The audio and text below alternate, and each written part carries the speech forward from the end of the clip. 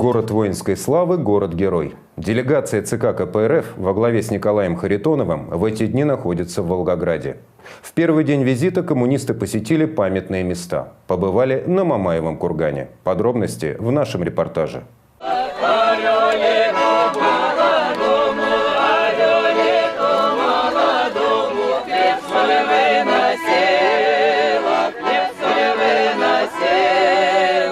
В аэропорту Волгограда Николая Харитонова встречали представители Волгоградского, Астраханского, Саратовского, Ростовского и Калмыцкого региональных отделений КПРФ, а также казачий ансамбль «Лазоревый цветок».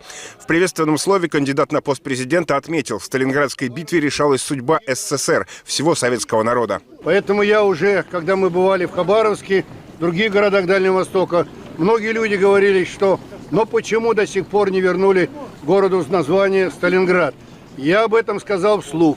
Если местные власти, местный парламент стесняется, можно название города Сталинград вернуть, запустить через российский референдум, через всероссийский референдум. Николай Харитонов подчеркнул, победный опыт советского прошлого – надежная основа для движения современной России вперед. А в той ситуации, в которой сегодня мы спецоперацию проводим, всему звериному и в Европе, и Соединенных Штатах Америки со своим звериным оскалом, то, что они творят, мы должны показать пример и должны им напомнить, что такое Сталинград.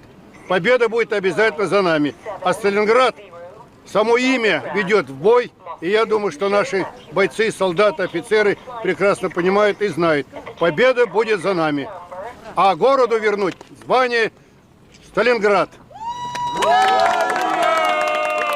Первой точкой пребывания делегации Центрального комитета КПРФ в Волгограде стала площадь Ленина.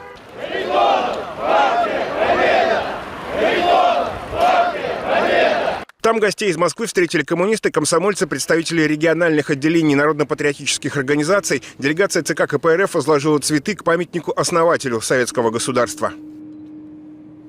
Затем коммунисты направились к памятнику детям, пережившим Великую Отечественную войну. Бронзовую скульптуру установили 3 года назад на аллее, которая ведет от площади Ленина к музею-заповеднику «Сталинградская битва» возле дома Павлова.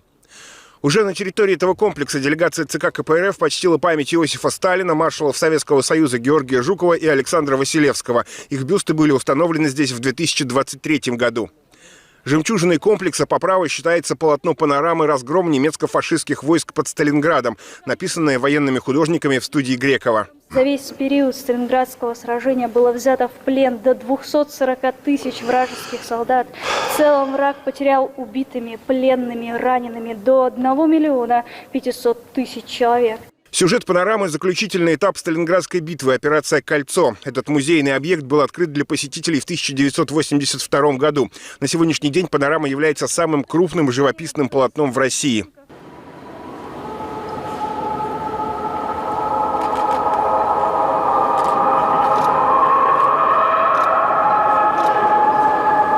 Скорбь утраты, осознание той неизмеримой цены, которой страна завоевала победу. Коммунисты возложили цветы к вечному огню в зале воинской славы на Мамаевом кургане. Здесь же Николай Харитонов оставил памятную запись в специальной книге отзывов. О содержании записи кандидат в президенты от КПРФ рассказал уже во время итогового общения с журналистами. Разговор с прессой состоялся у подножия памятника «Родина-мать зовет». В книге я написал «Вечная память героям».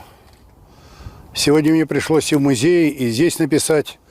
Поблагодарил тех, кто организовали строительство, память, и тех, кто сегодня практически эту память сохраняют в хорошем состоянии.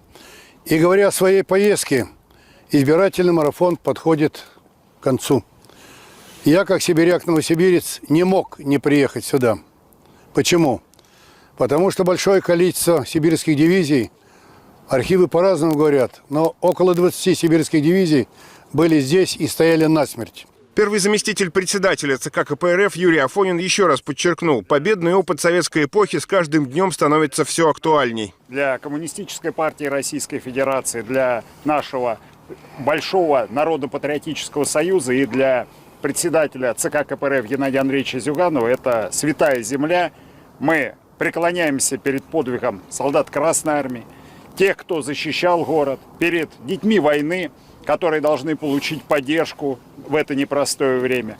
Перед тружениками тыла для нас память этих великих военачальников – это взгляд в будущее. Мы уверены, что и нынешние наши прославленные и генералы, и бойцы, которые защищают Родину, достойно будут их великой памяти.